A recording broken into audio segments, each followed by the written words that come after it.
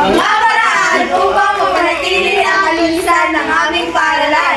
Una, pumulot ng basura.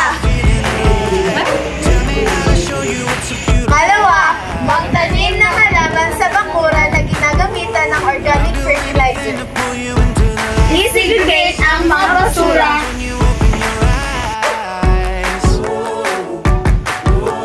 I-segregate ang mga basura sa nabubulok, hindi nabubulok, at ang mga basurang pwede pang gamitin. Hindi katulad ng ganito kasi sinunog.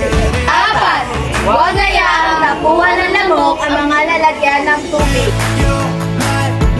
Pwedeng lagyan ito ng takip. 5. Magdala ng sariling lalagyan ng tubig sa paaralan upang hindi magbili ng tubig na nilalagay sa plastic bottle.